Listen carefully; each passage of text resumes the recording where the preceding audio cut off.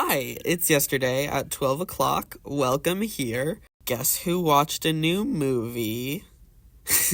I watched K-pop Demon Hunters with Bestie, and it reminded me so much of My Little Pony, especially after watching the Rainbow Rocks movie with that same Bestie, and I wanted an excuse to draw something about that, so I'm drawing the Dazzlings as demons instead of sirens. Because I want to. Hell yeah. To the speed paint. I don't really have too much of a topic for this video, or at least not as much of a solid one.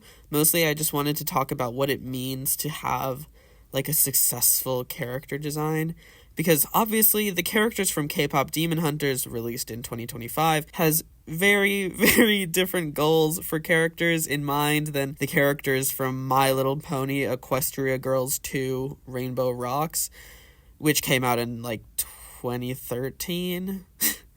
Also, later in this video, I will probably talk about what the hypothetical story behind this drawing is, because I love to conceptualize more than I love to do, anything else. So let's get started with what is a successful character design.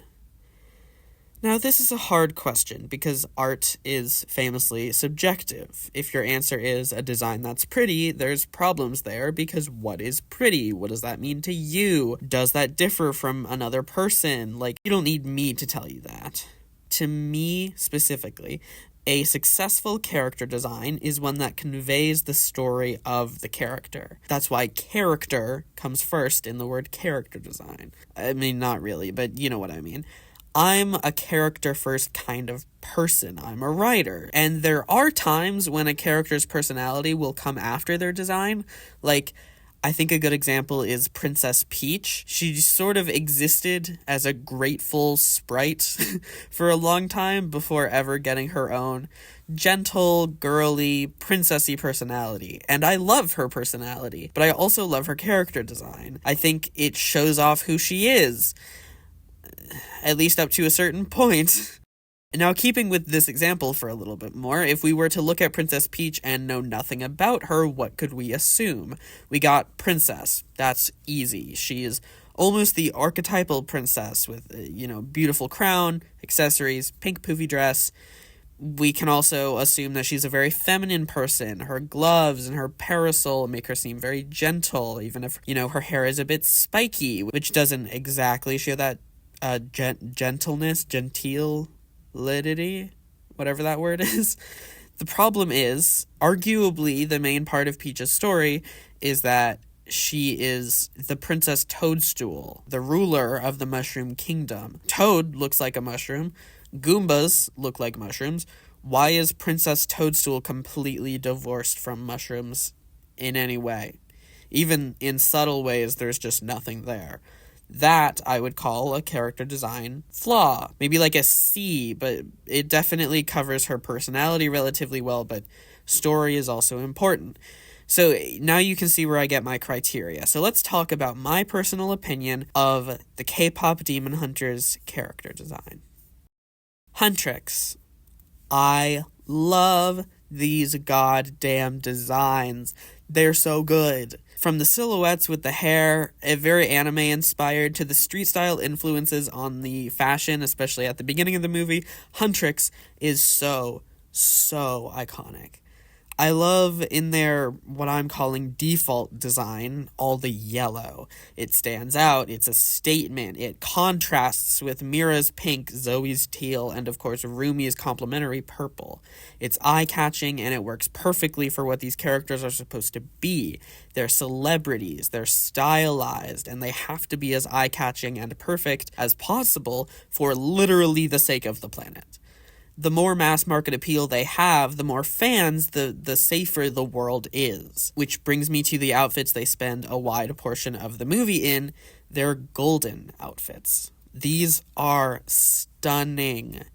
They're much more uniform because they are almost literally a uniform. Therefore, a music video and a specific era of the band, it's supposed to be marketable and recognizable. They've got epaulets like you'd see decorated soldiers have, ones with this pattern that looks vaguely armored, hinting at their role as protectors and soldiers for humanity. And these shoulder pieces emphasize Rumi, whose silhouette is recognizable for her braid and her heavy-shouldered, structured jackets, which makes the inevitable pattern reveal moment even more heartbreaking, as she looks so much more vulnerable than usual, with, like, missing her recognizable, powerful, shouldered self. Her jackets make her seem like confident and unbreakable, like a superhero, and then it's literally ripped away from her as she's exposed, and it's just a great moment and a great facet of the character design. Like, all the golden outfits have shoulder pieces showing off their leader, who has the most intricate of said shoulder pieces. But moving away from that, the black and white and gold of it all is just beautiful. And can we have a moment for the belts and for the texture? Their sleeves look like they're covered in iridescent sequins. They look bejeweled. They look expensive. They look amazing. So, next, who are they defending the world from? The main demons, of course, of K-pop demon hunters are the Saja boys. But if you didn't know that, I'm shocked that you made it this far into the video. These dudes have two main outfits, kind of. Their debut, which is casual, not seductive, but attractive, and immediately tells you everything you need to know about each of them, much like their names. And then there's their final performance, full demon mode outfits. The debut outfit, again, makes use of these candy colors, this pink, this teal, this yellow, just like the Huntrix first outfits. And the colors are distributed among the group really well. I could go into more depth on each of them, but we only have so much time here. I love how stereotypical these guys are in their outfit and in design. Some could complain about it, but Abby's name is literally Abby because of his abs. And then there's romance and baby. They're all appealing to the widest audience possible by leaning into this is the archetype of each one. And in a meta sense, they're leaning on stereotypical categories fans and companies tend to assign real-life K-pop boys, like the fan service one and the infantilization of these East Asian men. And, you know, it's shown off in these character designs and the storytelling, even if it's subtle. And then they wear pink, which love. That those recolors are really pretty, actually. I love pink so much. And then they wear these all black outfits with these amazing hats. Someone with more knowledge of Korean fashion knows 110% more about this than I do, and these people with this knowledge have definitely talked about it on YouTube, so rather than talk too intimately about this, I'll say I love their use of color. Everything's been so, again, candy-colored and perfect so far for them. So far from Huntrix's new era of mostly monochromatic and gold, or achromatic and gold, because monochromatic means one color and achromatic means no color. But anyway, up until this point where they have everyone hypnotized and they're ready for their final performance, where they finally drop the act and go full demon mode and they show off their patterns, which are the only brightly colored thing on them other than their hair, but even that is cast in shadow by the hat. It's a very clear contrast, even if these outfits aren't scary in their own right. The contrast makes them scary by comparison. We're so used to them in such bubblegum, bright attractiveness, the just attractive people, that to suddenly see them go full, like, inky blackness and sharp edges and silhouette is jarring. Again, very effective character design to me is character design that serves the story and tells you who the character is and the journey they're on without you having to ask. And that's what the Saja Boys' character design does. Wonderfully. Clap and a half for them, honestly. So now we pivot. Hard cut to My Little Pony characters. Let's talk the Dazzlings. If you wanted more bright colors, here we are. These characters are meant to specifically sell dolls and merchandise, even more than the K-pop demon hunters are. They needed to be something that stood out, bright color combinations and silhouettes that could be recognized and could sell abundant merchandise. They needed to be easily recognizable for small children as the villains, and in story, they needed to look like a trio of singers. They're very like the Misfits from Gem and the Holograms to me. Like, the evil singer trio versus the good singer full band. Honestly, I wonder if Gem and the Holograms was in mind throughout the process of making Rainbow Rocks, because there's a lot of similarities.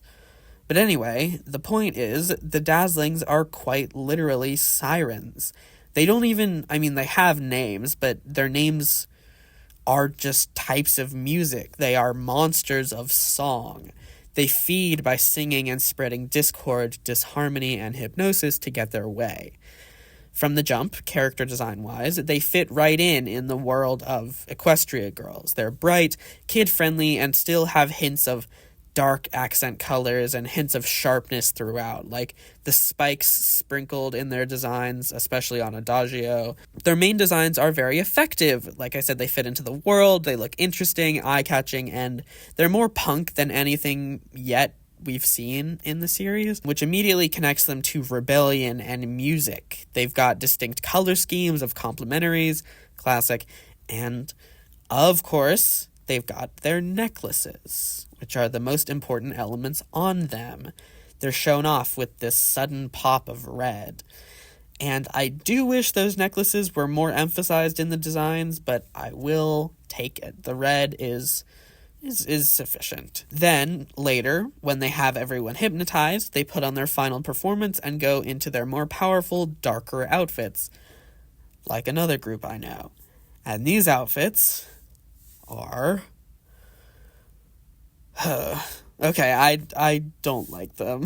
Except Sonata. She looks fantastic, but I don't know about this puffiness all over Adagio, and I don't know where this muted green came from for Aria. Like, what? And Aria's leggings? Oh god, girl, don't piss me off.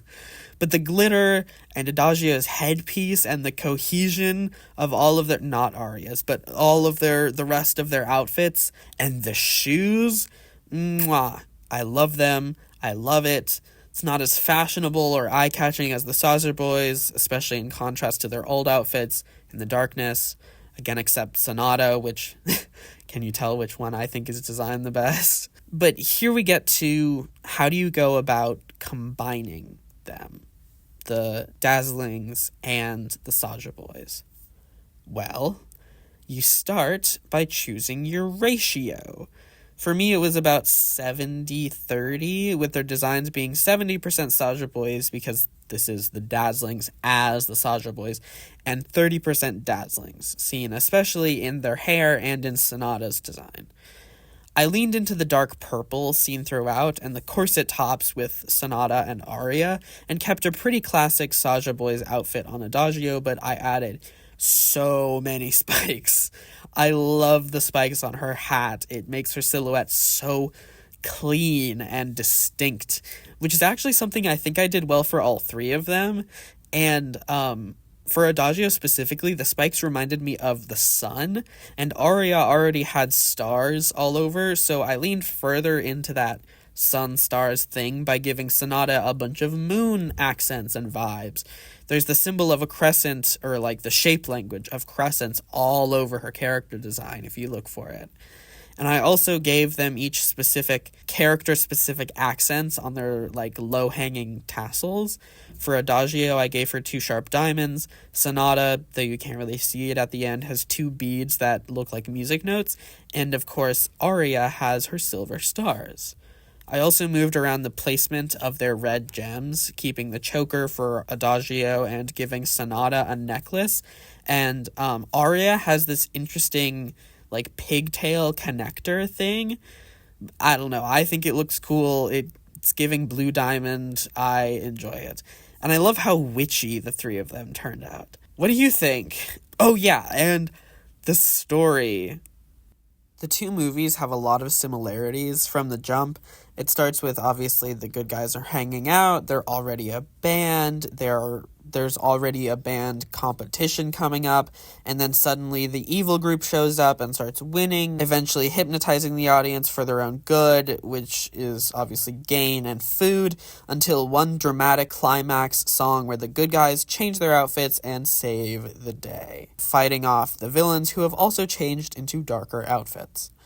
Of course, the big difference is then the characters and their roles in the story. I think in this version, it's obviously flipped, so there's less members on the Saja girls, in this case, versus... Honestly, I might keep there being 3. Maybe I'll make it 3 versus 3. How about that? So Adagio is, of course, Ginu. I'm going to say Aria is Abby and a little bit of romance, maybe half romance, and then Sonata is half romance, and then Baby. Then, more interestingly, I think for the Rainbooms, Sunset Shimmer is still in the background until, like, the end, and Rumi is, like, split in half. Half of her story goes to Sunset, half of her story, I think, would go to Rainbow Dash, and Mira is Applejack, and Zoe is Fluttershy. And then I think Celine would be Twilight, just for flavor, for interesting, for equestrianness. I think the big difference, of course, would be Sunset's addition as an extra character heavily related to the band. I think she's the one with the markings and the one who ends up falling in love with the demon, which, of course, in this case is Adagio, which, I mean, that's a prime doomed Yuri situation if I've ever seen one. And then, rather than previous hunters, there's the Equestria people. And, Ursuline could also be Celestia. That could be interesting. I don't know. I want to know what you think. Tell me your thoughts. Maybe I'll do some screenshot redraws where I draw K-pop Demon Hunters scenes with these characters instead. Thank you. So I think we're coming to a close here. Remember to drink water. I hope you had a great day yesterday, and I will see you next time. Bye.